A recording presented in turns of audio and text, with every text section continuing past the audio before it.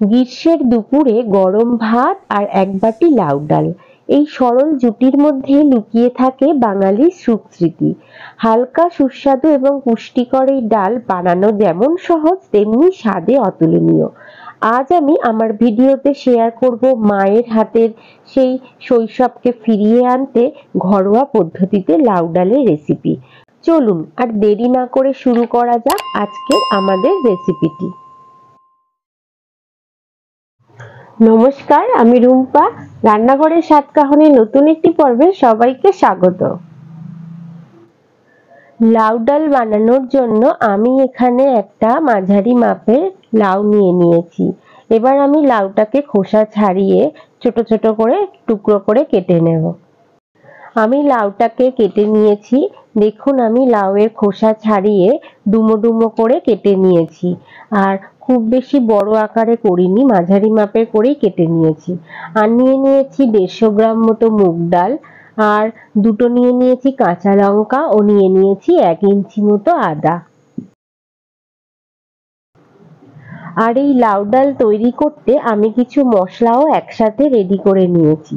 প্রথমত আমি এখানে নিয়ে নিয়েছি কিছুটা পরিমাণে নুন, আর নিয়ে নিয়েছি 1 চামচ মতো হলুদ গুঁড়ো, ও নিয়ে নিয়েছি আগে থেকে রোস্ট করে রাখা 1 চামচ মতো জিরে এবং ধনের গুঁড়ো। এবং ফোড়নের জন্য আমি এখানে নিয়ে নিয়েছি একটা শুকনো লঙ্কা, দুটো তেজপাতা, 1/2 চামচ মতো গোটা জিরে, ও নিয়ে নিয়েছি 1 চামচ মতো 5 ফোড়ন, আর নিয়ে নিয়েছি 1 চামচ মতো চিনি। এখন আমি গ্যাসের ওভেনটাকে অন করে দেব। তারপর একটা কড়া বসিয়ে কড়াটা একটু হালকা গরম হলে আমি এখানে 150 গ্রাম মতো ডাল কড়ার মধ্যে দিয়ে একটু হালকা করে ভেজে নেব। আর এই ডাল কিন্তু খুব বেশি ভাজবেন না, তাহলে কিন্তু পুড়ে যেতে পারে। একটু হালকা করে ভেজে যখন একটা সুন্দর গন্ধ বেরোবে তখনই ডালটা আমি একটা পাত্রের মধ্যে ঢেলে নেব। তারপর আমি ডালটাতে 2 থেকে 3 বার মতো জল দিয়ে দিয়ে আমি ডালটাকে একটু ভালো করে ধুয়ে নেব। তারপর ডালটাকে আমি সিদ্ধ করতে বসিয়ে দেব। দেখুন, আমি ডালটাকে 2 থেকে 3 বার মতো জল দিয়ে ধুয়ে নিয়েছি। এখন আমি একটা প্রেসার কুকার নিয়ে নিয়েছি। সেই প্রেসার কুকারের মধ্যে সমস্ত ডালটাকে আমি দিয়ে দিয়েছি। তারপর পরিমাণ মতো জল দিয়ে ডালটাকে আমি সিদ্ধ করে নেব। মিডিয়াম ফ্লেমে আমি ডালটাকে 2 থেকে 3টি মতো সিটি দিয়ে নামিয়ে নিয়েছি।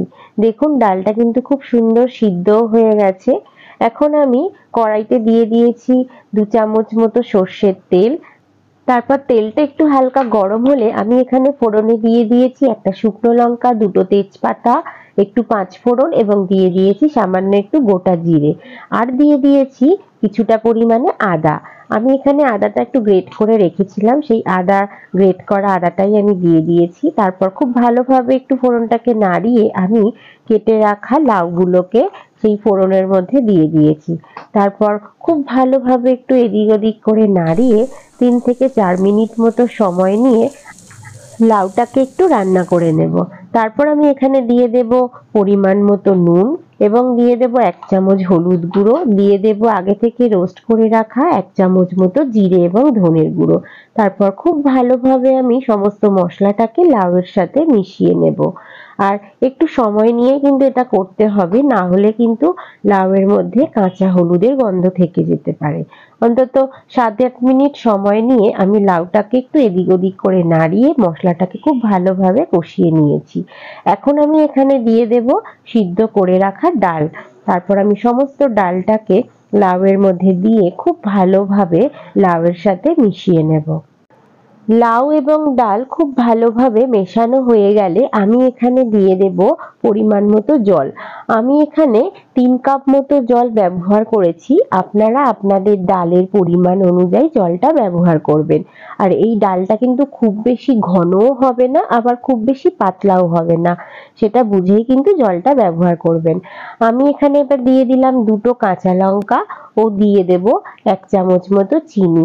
আর এই চিনিটা দিলেই কিন্তু ডালের স্বাদটা কিন্তু অনেক গুণ বেড়ে যাবে।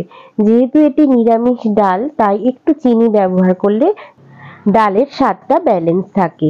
আমি এখন এখানে ঢাকা দিয়ে আরো 3 থেকে 4 মিনিট মতো ডালটাকে খুব ভালোভাবে ফুটিয়ে নিয়েছি।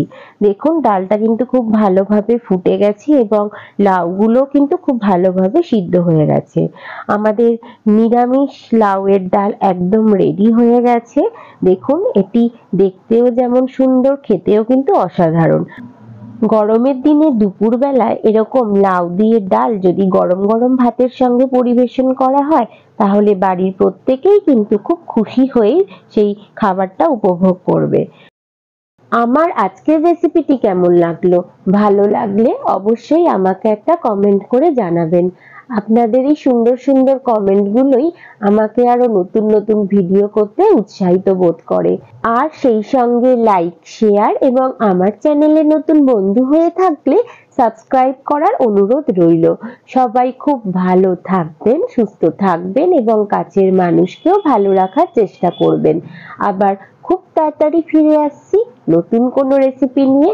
ততক্ষণের জন্য সঙ্গে থাকুন এবং সঙ্গে রাখুন রান্নাঘরের স্বাদকাহন।